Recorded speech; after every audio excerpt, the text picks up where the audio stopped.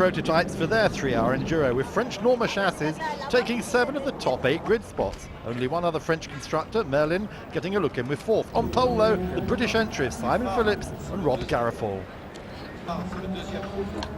We have a new team, so to be pole position for the first race it's good.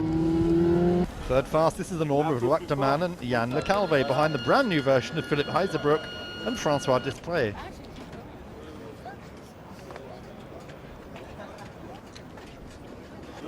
Fourth is the Merlin, shared by owner Frédéric Gerlin and Julien Abelli. C'est la première, hein, donc on Well, va it's voir our first race, so we'll see how we're going to deal with the fuel consumption as we go. Quelques So interrogations. we've got all that to work out. It's a voyage of On va discovery. voir tout ça. Hein, ça va être un peu une découverte quand même. Right, the GT's 3 hours ahead, but it's Heisebroek who jumps his number 6 Norma straight into the lead, as Pullman Garofal is almost swamped by the second row. On board with Frédéric Nicolet starting 14th in his Ligier GS49. As most of the 2-litre sports races, the engine is a Honda R-Type, giving around 250 horsepower.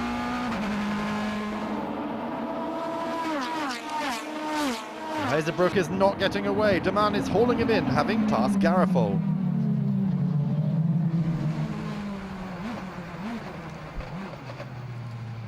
Nicolet makes up more places down into turn 1. But for the Merlin, it's an early stop with overheating.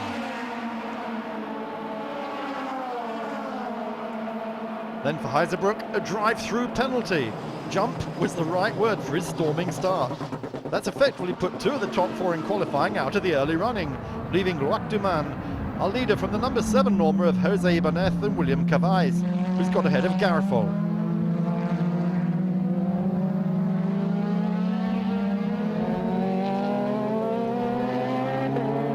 Christian Vassal is 4th in the Norma he shares with brother Michel.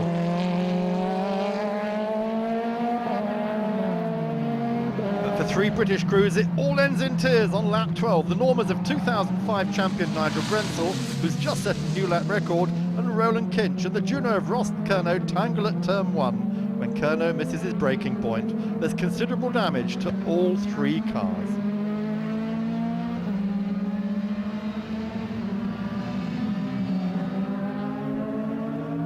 That plays into the hands of the Nicolet brothers. The 81 Ligier now up into 3rd place.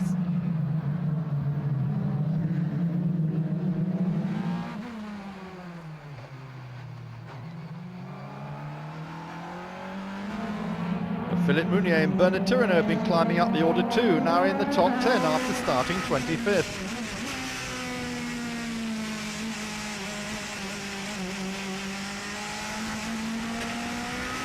But even more impressive has been the progress of the blue Juno SSE of Adrian Mardlin, which the Englishman's put into the lead after starting 15th.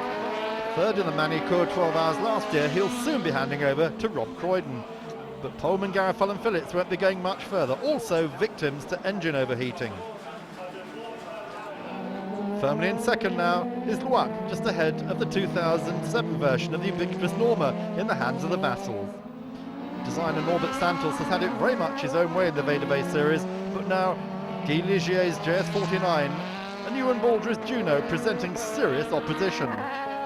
For the moment, the Nicolet car is the best of the Ligiers.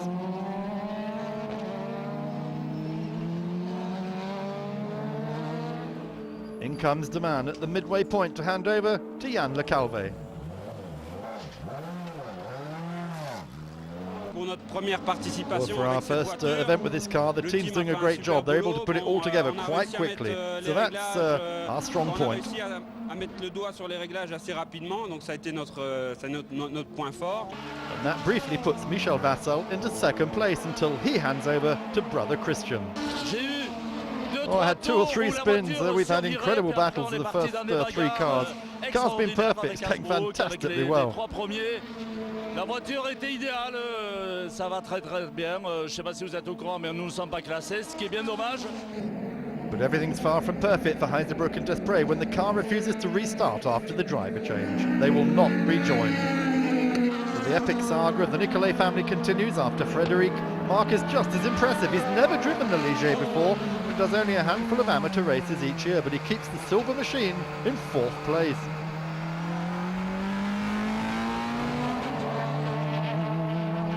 Jan Le Calvé is unable to overhaul Rob Croydon after the stops and then tumbles down the order when sequential gear shift breaks. The team will lose 5 laps while it's repaired. Poor reward for such a great showing.